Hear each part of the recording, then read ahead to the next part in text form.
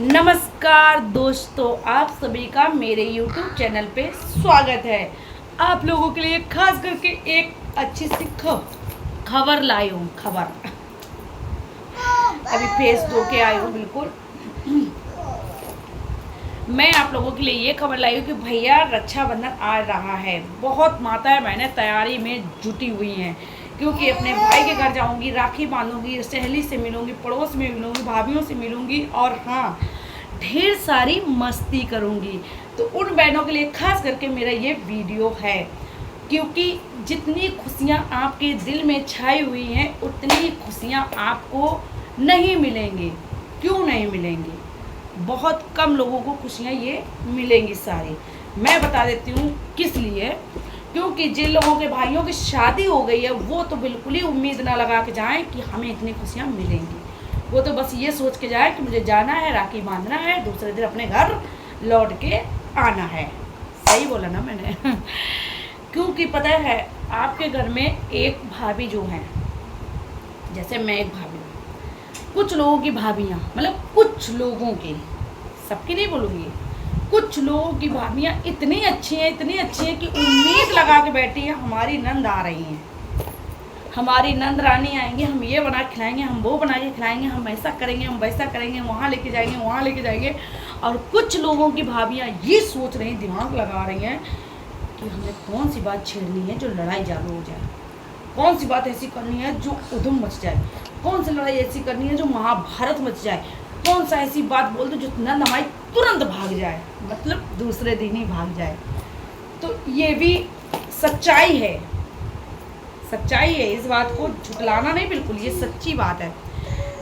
कुछ लोगों की बात करी हूँ, सब लोगों को भाभी की नहीं करी, क्योंकि भाभी कोई कोई इतनी अच्छी हैं, कुछ लोग इतनी बुरी हैं। बुरी क्या है, वो सिर्फ करना नहीं चाहती, नंदों को समझना नहीं चाहती, क्योंकि उनको ये लगता है कि जितना हम नंद को समझेंगे ना, तो मेरी बहनें बैठी हैं, मेरी बहनें मतलब भाभी को, जैसे मैं हूँ, अब मैं ये सोचूंगी नंद के लिए अगर मैं साड़ी अच्छी ले लूँ तो क्यों ना अपनी बहन को ले दूँ ना, तो बहन मेरी जय जयकार करेगी। नंद क्या, नंद को कौन देखने आएगा?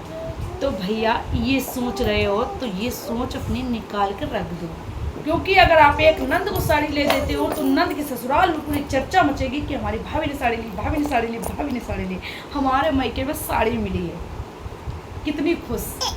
और यही अगर आप मैके में ले दोगे तो मैके में सिर्फ मैके वालों को पता चलेगी, यानी कि आपके मैके में रखना, आपके मैके में सिर्फ पता चलेगी, ना आपके ससुराल में पता चलेगी, ना आपके नंद के घर में मतलब ससुराल में पता चलेगी कि मेरी भाभी ने इतनी महंगी साड़ी अपनी बहन को दी है। क्योंकि नंद एक ऐसी चीज़ है, एक अच्छी भी है, एक बुरी भी चीज़ है। कुछ लोग कहते हैं नंद बहुत बुरी होती है,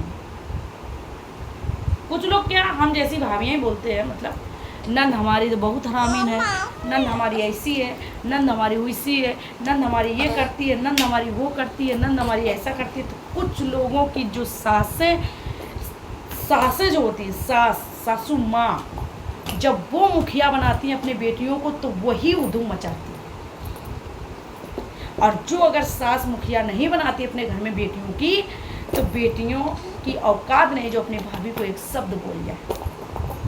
तो समझे आप क्या कहने वाले हो, कि जो लोग माँ होती हैं अपनी बेटियों के अगर अपने घर में मुखिया बना लेंगी, वो दो जगह की मुखिया होती है, पहले तो अपने ससुराल की मुखिया होती थी, पहली अपने मतलब मैके की मुखिया होती है, दूसरी अपने ससुराल की मुखिया होती है।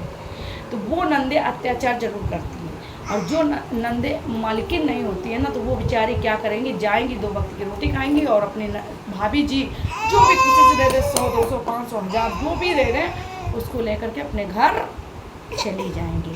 क्योंकि उनको दुनियादारी से मतलब नहीं है कि हमारी अम्मा के साथ तुमने क्या किया, हमारे बाप के साथ तुमने क्या किया, हमारे भाई के साथ क्या किया, क्योंकि उनको अपने घर से मतलब है, उनको अपने घर से मतलब है, उनको भाभी के घर में आग नहीं लगाना है, क्योंकि भाभी है ना अपने घर की जिम्मेदारियां संभालने वाली। मैं कौन होती हूँ अपने घर की जिम्मेदारियां संभालने? मैं अपना ससुराल ही संभाल लूँ, काफ़ी है। ससुराल वालों को तो पूरा दे नहीं पाते हो खाना टाइम से, और मायके में जाकर खुआना जनाते हो। ससुराल में जा करके अपने सास को रोटी नहीं दे रही हो, मायके में जाके कह रही हो हम तो अपने ससुराल में इतना अच्छा काम करते हैं जिससे हमारी तारीफें हो रही। अरे भैया झूठ क्यों बोलती हो, झूठ मत बोलो। यही अगर भाभी कभी काम काज में आपके घर पहुंच गई और आपकी सास की कभी भी तू मैं होगी, वहाँ पे मिलन हो गया, तो वो मोहल्ले वाले सारी बुराई आपको बता देंगे, मतलब आपकी भाभी को बता देंगे कि आपकी नंद कैसी है। उन्हीं को मिलते हैं कंप्लेन, भाभी भैया को कंप्लेन मिलते हैं। तो फिर भैया बोलते हैं कि ये देखो तुम तो हमारी पत्नी को बोल रहे थे हैं कि हमारी पत्नी ऐसी है, हमारी पत्नी वैसी है, अब तुमने देख लिया ना सबूत कि तुम कैसी हो। तो इसलिए आप अपने घर को ना सुधारो, अपने ससुराल को सुधारने की कोशिश करो, क्योंकि आप अपनी अगर सास को रोटी नहीं दोगी तो आपकी जो भाभी है ना वो आपकी माँ बाप को रोटी नहीं देगी। सच्चाई है ये।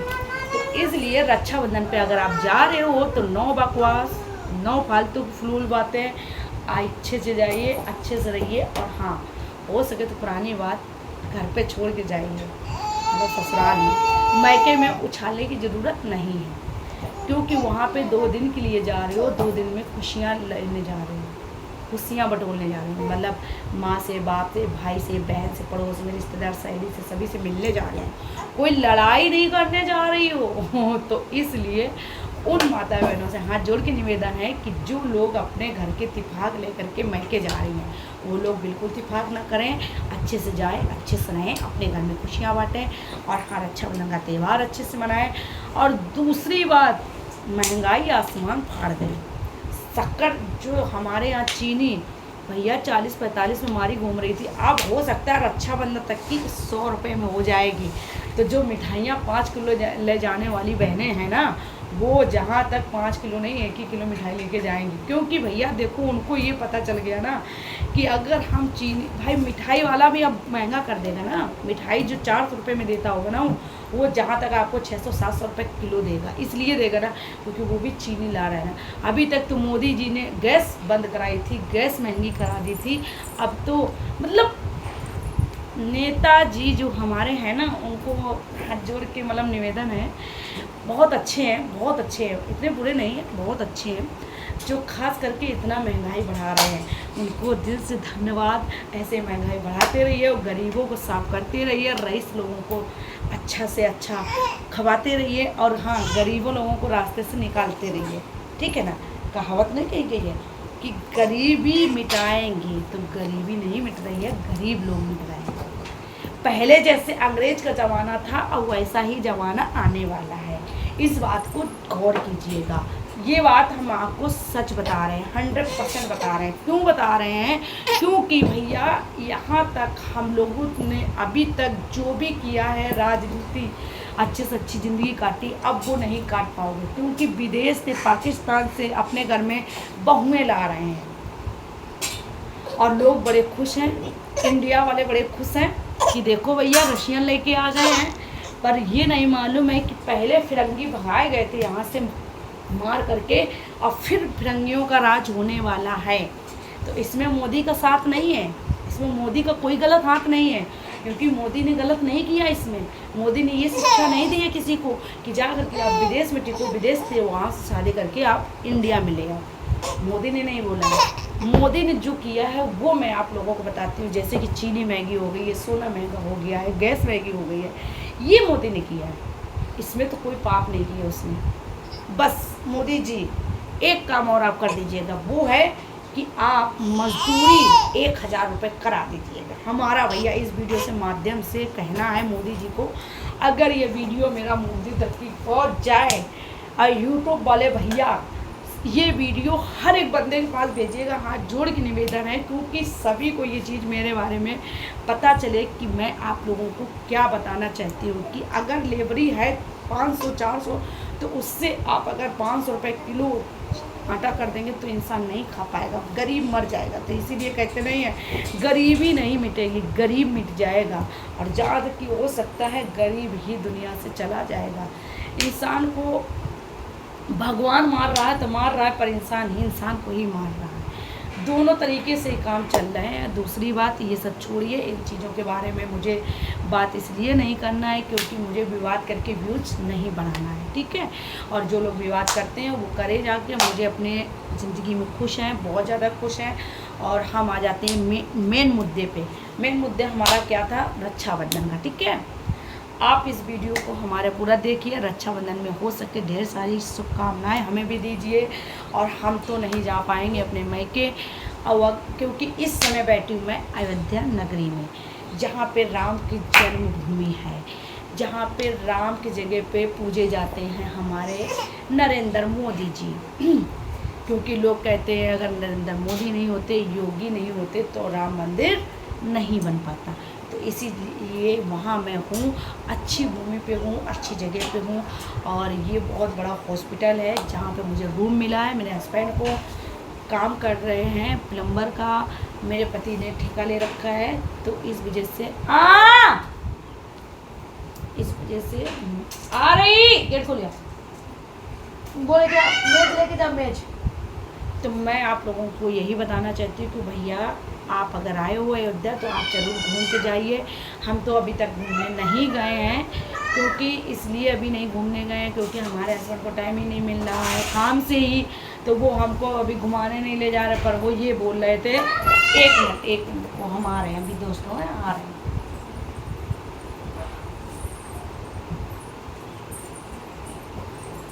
कौन है?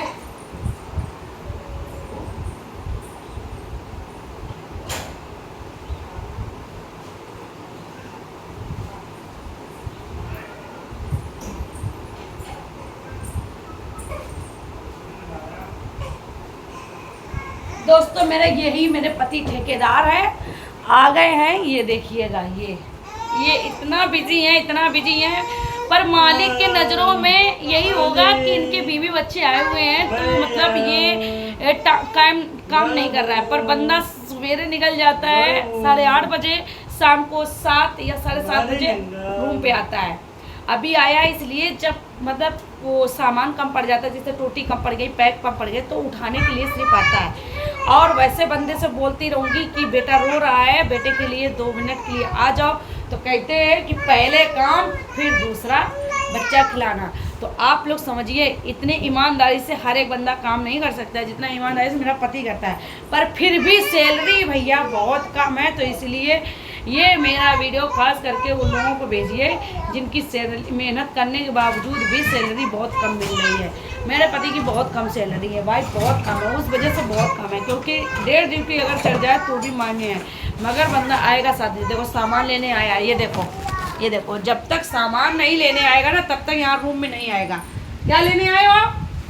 सामान है ना, वैसे नहीं आएगा ना, वैसे ना आएगा, नहीं झांकने नहीं आएगा दोस्तों। ये बिल्कुल कि बच्चे रो रहे हैं हमारे, क्या कर रहे हैं,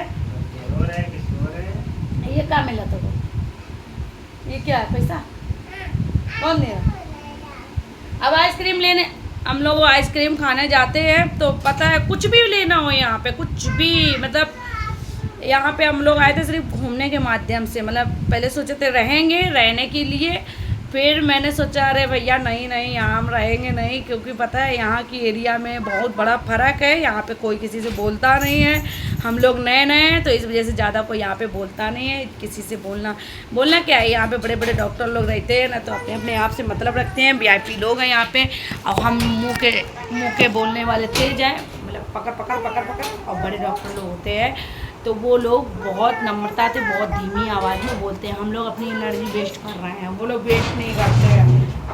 कहाँ जाएगा तू, कहाँ जाएगा? नहीं, कामों करने जा रहा पापा, गंदी बात।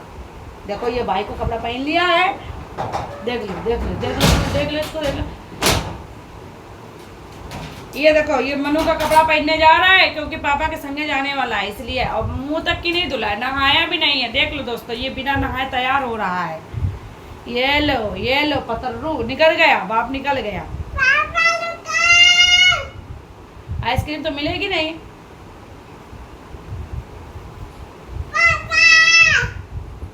रुक जाओ,